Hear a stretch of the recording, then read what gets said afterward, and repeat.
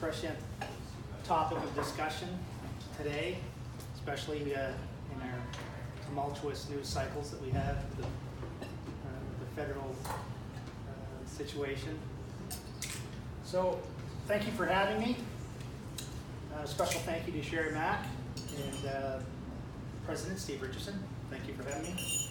And the Cayuga Chamber of Commerce members, thank you for allowing me to speak here today. Some of you may not know who I am. I'm a Canadian, but I'm an immigrant here in New England, a business immigrant. I live and work with my wife here in Calais, Maine. But my roots are in New England in the 1770s. My ancestors were in Fairfield, Connecticut, and Cumberland, Maine. In the 1800s, obviously, my ancestors moved to St. John, New Brunswick, and my direct family members are from St. John. So, I'm here to talk about fake news, especially Facebook, which is the biggest proponent of shareable links in the internet today. The system that Mark Zuckerberg created is basically an inside-out internet. I don't know if anybody understands that analogy, but essentially the internet before Facebook was a lot of websites. Everybody shared things through email, and so when Facebook came along, it was a new technology that allowed everybody to get a user profile. So the user profile became the essential component for Facebook to thrive. So I'm going to speak to you about something of a great dilemma affecting our world today, especially the news business over the last decade and the onset of social media. I've been told many times that Facebook is a loaded word. I've heard that from my editor. I agree it's a loaded word, but essentially it's an idea that first was discussed by President Obama in 2013. And he was concerned about curated news, the problem of curated news, and that there was a lot of news that was being propagated online that was actually stolen from legitimate news outlets and posted to other websites and pushed onto Facebook that were actually rewritten in some cases. So they're masquerading as news with branded newspaper outlets. So Cheryl Atkinson of CNN, I don't know if anybody remembers Cheryl Atkinson at CNN. She's someone that I look up to in the news business. She was a major anchor at CNN for many, many years. And she now is one of the largest proponents of exposing the problems with the disintegration of checks and balances in newsrooms today. So she brought attention to a word called AstroTurf. Does anybody know what that word means? AstroTurf. In the news business, AstroTurf is actually news that's been created by self-interested parties and either paid for or presented and broadcasted by that news out, or not a news outlet, but sometimes news outlets are publishing it. And the readers don't know actually it's either a sponsored article or a paid article. So AstroTurf is very, very, very common on Facebook, and organizations, corporations, public, for-profit, non-profit organizations are producing AstroTurf. And AstroTurf basically doesn't allow the reader to know whether that is an actual article that's an independently sourced article or produced with the journalistic standards that are required for independence and objectivity. So people don't understand that it's a paid advertisement, basically. So this is a deliberate obfuscation of source reports online. So it's produced by biased, self-interested parties paying for content, and they broadcast it through the internet. So the internet has become a medium where anybody can do that. Okay, anybody can broadcast. So the issue is, how do readers distinguish between real and sponsored or paid information? Okay, so it's very difficult today, and this is becoming more and more prevalent that you're hearing on the news. So we're in the middle of a technological change, a real technological change, because of the use of one device, is the smartphone. The smartphone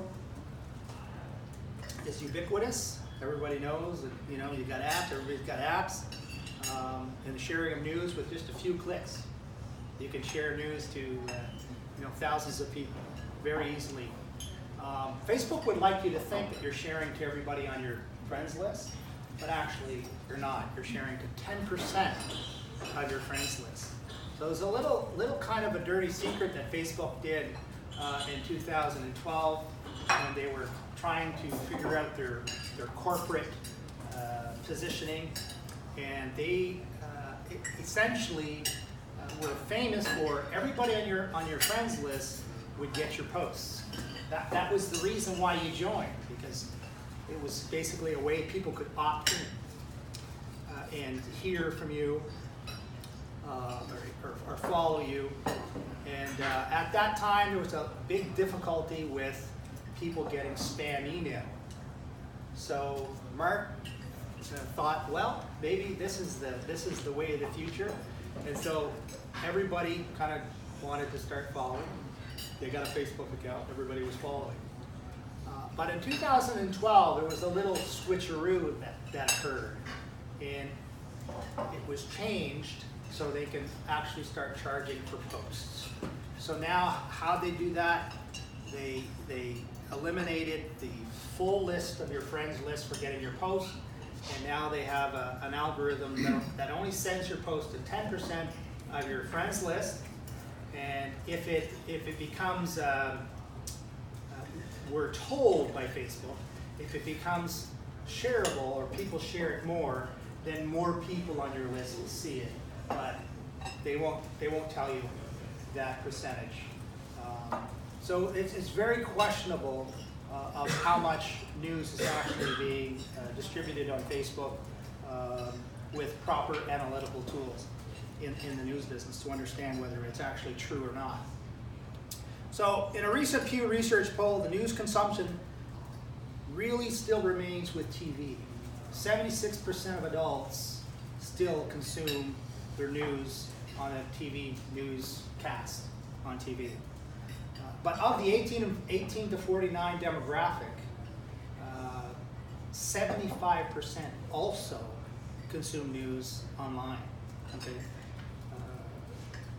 so it's still a very large number that consume news on TV, but there is a transition to all digital, pretty much all digital in the 18 to 49 category. So the 50-year-olds and up are still receiving the news onto TV, but also receiving the news in printed newspapers.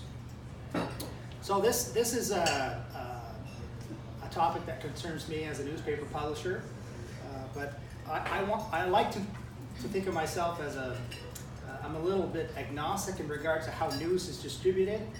I'm biased towards newspapers because newspapers provide a tangible, a concrete setting of the news at a certain period of time. So that news gets placed in a publication that's stamped, and then it can be sent to the library. So there's an archival and a historical basis for that type of a newspaper. So it's essential to our local communities that we see the newspaper as something, as an archival, a historical production of Machias, or Calais, for the Calais Advertiser. So this is an important aspect to newspapers that people may not understand. So there is an interesting some interesting research that was done by the Newspapers Association, the Maine Newspaper Press Association. 70% of daily newspapers are trusted in this country. 70%. So there's a higher trust in newspapers than there are in any other news outlet on the internet or any other news outlet. So newspapers still have a high trust level, and a 66% of trust level for local weekly newspapers. So that is my wheelhouse. I'm in the local weekly newspaper industry. So the trust is still quite high, but our readers are being eroded away. It's through technology and also transitioning to the digital environment. Okay, so publishers like me have decided that we wanted to place our news online as well, to obviously have the news be able to be read by subscribers and also present the news easily, and that could be shareable. And so we built technologies in our websites here in Machias. I'm quite well versed in programming, so I built a lot of the back ends of the newspapers. But essentially, it's an important transition period for publishers of news. And so we try to keep up with the technology, obviously, as our readers shift over to the devices. So the issue is one of trust. This is the key to understand the quality of the news that we put together at the paper. So what kind of future will this be? This is the question that I think is an important topic to discuss. I would suggest that it's going to be a more polarizing future, and we're seeing a little bit of that now. We've been into the social media environment head on. I think it's 2007, 2006 or 7 for Facebook. So we're into about a decade of social media now. So the younger generation who grew up on Facebook are now becoming adults. And so we're starting to see a lot of that transitioning into social media and the aspects of it being polarizing, number one, because people have difficulty socializing with other people on topics of discussion, whether they be political or whether it be just the local news. So it becomes more fraught with miscommunication, confusion, what the facts are. I saw a news report yesterday when they were talking about President Trump and Nancy Pelosi. They couldn't agree on facts. There was an argument about facts. Well, that's your facts. These are my facts. Obviously, there's an objective truth somewhere. Okay, so it is the newspaper's job to make sure that we stand on objective truth, so people and readers understand the facts. So, as I said before, a news editor is like a watchmaker of truth. A horologist. Everybody know what a horologist is?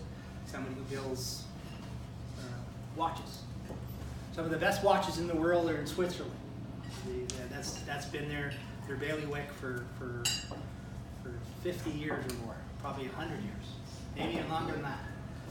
But the Swiss have carved themselves out a certain niche in producing timepieces. So there's a process in developing that timepiece.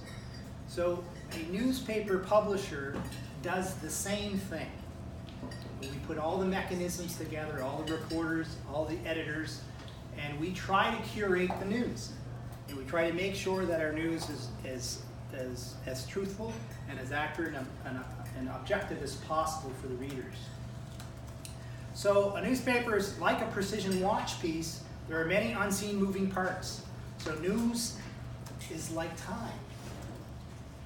It's like time. There's an association of news with time, obviously. Because everyone wants to know the time, but few reports are accurate unless you have a standard. Right?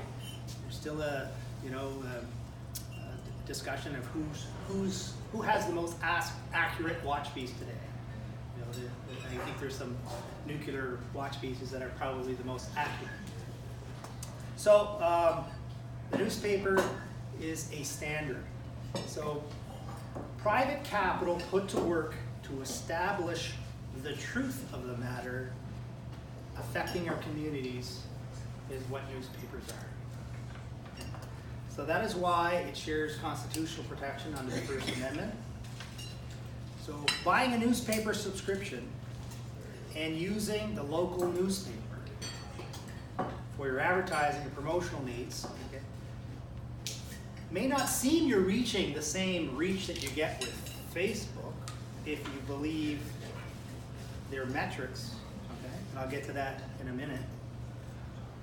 But a newspaper is a product that people buy. Okay, they either subscribe or buy. Some of them are, there are some newspapers that are free, and I won't get into free papers in this discussion.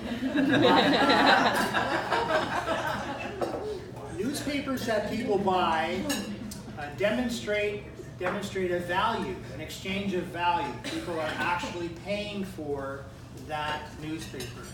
So there's a personal exchange of value that that person is doing when they buy a newspaper, or they buy a paper subscription to be delivered by mail. So there's a intrinsic value to a newspaper, and it's based upon who's going to pay for it. And so that, in essence, is an essential component to having a good quality newsroom. That they recognize, those readers recognize, that those people employed in our newsroom are giving them good service, getting a good coverage of news in the area. So it directly helps our newsroom, our reporters and our journalists right here in your local community, directly. Okay.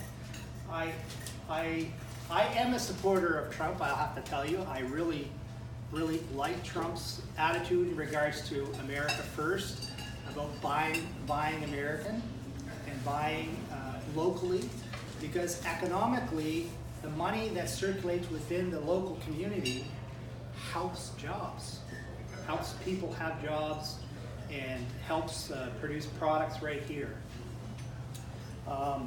Obviously, as a businessman and a publisher in this industry, it's important to find those good publications that you want to participate with, that you see a future with. So that's essentially the reason behind why I'm here as a publisher in Maine, because I see a lot more opportunity in Maine than I do my own province, home province in New Brunswick.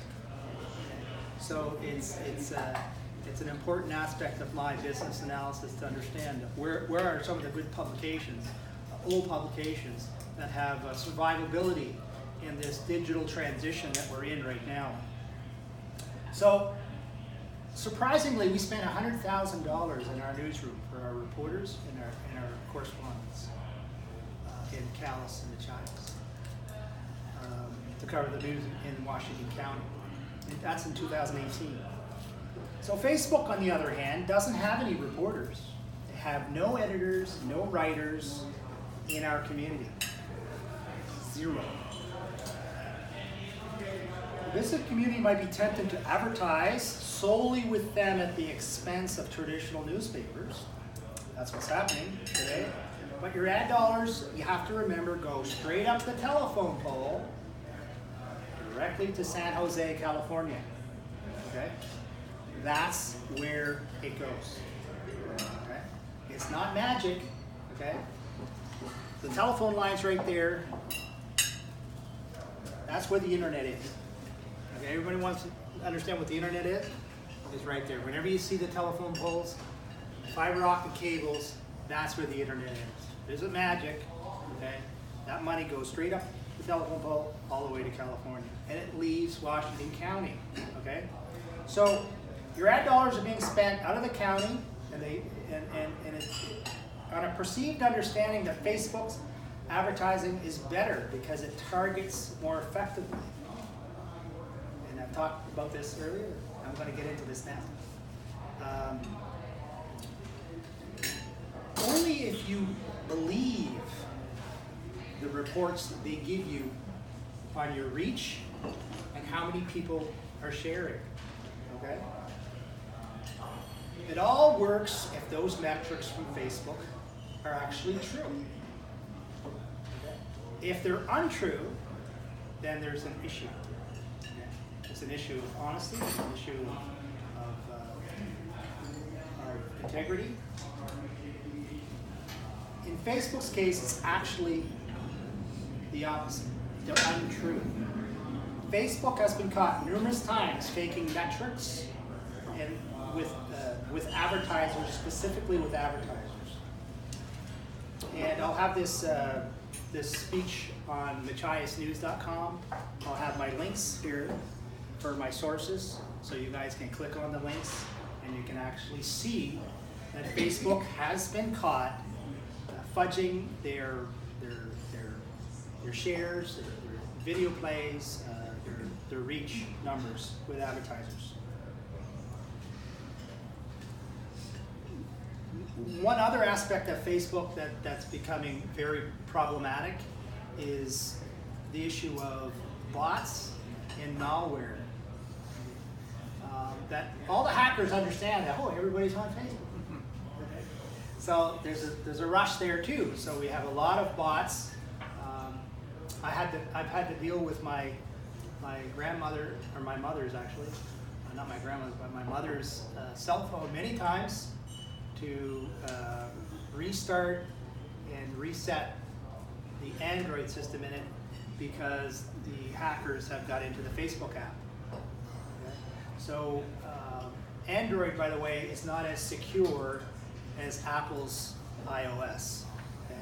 I'm a little bit biased on Apple, but I have to say that Apple's technology is by far the most secure technology for smartphones and data integrity. And they've basically bet their whole business on data security with their customers. So that's a big push, a marketing push right now with Apple in regards to protecting data. So here's a good story that was published by the New York Intelligencer magazine, December 26, 2018. Quote, "How much of the internet is fake? Turns out a lot of it, actually," end quote. So that link will be on the website, so you can definitely click that, read that story. Okay. But the most obnoxious case of fake news online was right here in our backyard in North Waterbury, Maine. It was published in a report by Washington Post, November the 11th, 2018. And the story was titled, quote, "Nothing on this page is real. How lies become truth in online America," end quote. This is a story about a man in North Waterbury who sat in front of his computer all day with 2 monitors, maybe even 3 monitors, quit his day job. It did nothing but create fake images, fake headlines all day, mostly political satire, and posting them on Facebook and Instagram. Why? To receive the click-throughs on those links on Facebook and Instagram to his website, where he received Google AdWords payments for those ads that were displayed to those click-throughs. Okay. His best month, it was $15,000. And that was during the presidential election, 2016 presidential election. So what he was doing was actually stealing photographs from the Washington Post, from the New York Times. He was stealing the images, bringing them into Photoshop, putting headlines on them, crazy lies about politicians, okay, and posting them on Facebook to get the maximum amount of people that would click on it. That was his only motivation. He didn't care about anything else. He just wanted the maximum click-throughs. So this is a problem. We have the internet giants, like Google, for example, who's actually paying people put lies on the internet. This is what you call a moral hazard. Okay? Now we have people who are incentivized to make money by lying. And so how do you think that's going to turn out? You're going to have a lot of people when they discover this, okay, think that, well, this is a way that I can make money and survive. So they just throw caution to the wind and steal mostly news from other news outlets and put lies out there. So that's what's happening. So what can we do about it? For News Online, I would suggest stop hitting the share button that easily. And unless you know it's from a reputable source, and how can you tell if it's from a reputable source? Anybody have any idea? Anybody? No? If you click on the news and it links back to the newspaper's domain name, then it is authentic. Okay? If it doesn't resolve to the newspaper's website, or it's someone else who copied the story and put it on their own website, that I would consider that to be untrustworthy. Okay? So essentially, the internet today is almost completely untrustworthy because the news can be actually scraped and copied, put on other people's websites. Other people are actually doing this, taking news from legitimate news outlets, taking their news, putting on their own website, and changing stories, changing quotes from people. So how do you legitimize what's actually true or not? The only way to know if it resolves back to the news outlet's domain name. If it does, then I would consider that trustworthy. Okay? The only one I would say maybe not CNN. Generally, I would say that CNN tries their best. Okay. So, how do we overcome this problem on the internet today with news and believe everything? How can you get to a point where you can believe what you're reading? So, I'm involved in a deeper research project and business project on the notarization of news, of source news. It's the future. It's the future of this highly computerized news environment we have on the internet. Without a notarizable, sourced news function online, right now, everything pretty much is untrustworthy. Even newspaper websites, because they can be hacked. And storage could be changed, actually right on a news site. And that's happened many times with newspaper Twitter accounts where they've been hacked and they put statements from some politician or some other prominent person, and it's actually false. So we're in a hard fight, no doubt, newspapers and what's happening in this digital transition. So, and finally, I'd like to close on a positive note.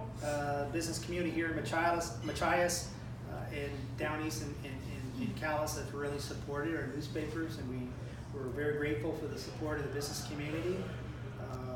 And the advertiser has been tremendous to the newspapers over the last few years.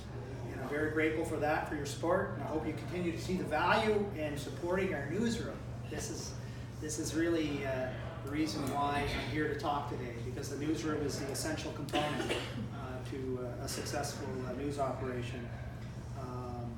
And thank you for subscribing, and hopefully we got some papers here. You guys be able to take some of that home with you, and thank you very much. Thank you. If I have time, I can take some questions. Oh, absolutely. Yeah.